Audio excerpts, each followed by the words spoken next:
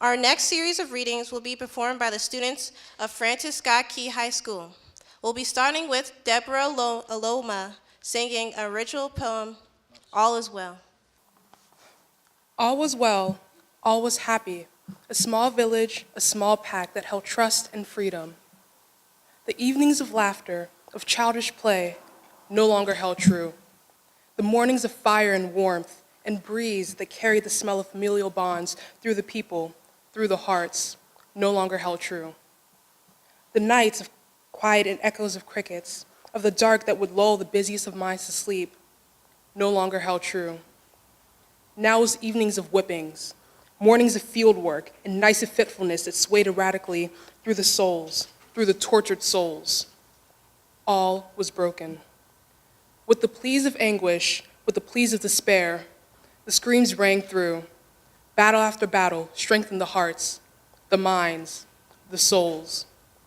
Iron encased these hearts in a blanket of indifference. Emotions were enshrined. The minds fabricated illusions of mazes. Cunningness was honed. A shroud of might cloaked the pulverized souls. Strength was exposed. Only after years and years of pain did the long battle abate. Anxiousness would turn to wariness, which would prosper into happiness.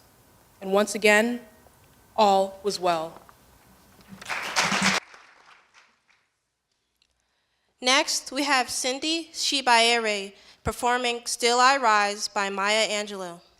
You may write me down in history with your bitter, twisted lies. You may trode me in the very dirt, but still like dust I'll rise. Does my sassiness upset you? Why are you beset with gloom? 'Cause I walk like I've got oil wells pumping in my living room? Just like moons and like suns with the certainty of tides. Just like hope springing high, still I'll rise. Did you want to see me broken, bowed head and lowered eyes, shoulders falling down like teardrops, weakened by my soulful cries?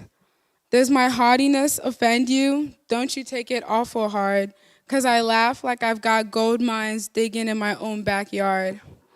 You may shoot me with your words, you may cut me with your eyes, you may kill me with your hatefulness, but still like air I'll rise.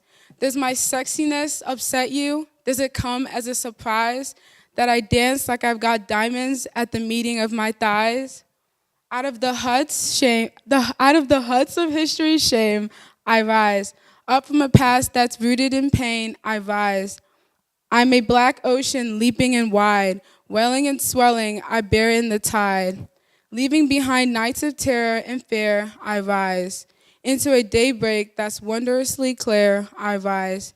Bringing the gifts that my ancestors gave, I am the dream and the hope of the slaves. I rise, I rise, I rise. Thank you, Cindy. Next, we'll have our third reader from Francis Scott Key High School performing We Should All Be Feminist, a piece by Chimamanda Ngozi Adichie. Camille DeSanto. Men and women are different. We have different sexual organs and different biological abilities. Women can have babies and men cannot. Men have testosterone and in general are physically stronger than women. There are slightly more women than men in the world. 52% of the world's population is made up by women, but most of the positions of power and prestige are occupied by men. The late Kenyan Nobel Peace Laureate, Wangari Maathai, put it simply and well when she said, "The higher you go, the fewer women there are." In recent United States elections, we kept hearing of the Lilly Ledbetter Law. And if we go beyond that nicely alliterative name, it was really about this. In the United States, a man and a woman are doing the same job with the same qualifications, and the man is paid more because he's a man. So in a literal way, men rule the world. This made sense 1,000 years ago because human beings lived then in a world in which physical strength was the most important attribute for survival.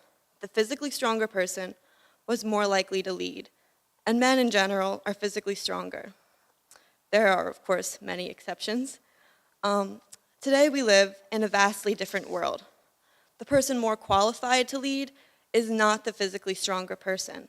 It is the more intelligent, the more knowledgeable, the more creative, more innovative, and there are no hormones for those attributes. A woman is just as likely as a man to be intelligent, innovative, and creative. We have evolved, but our ideas of gender have not evolved very much.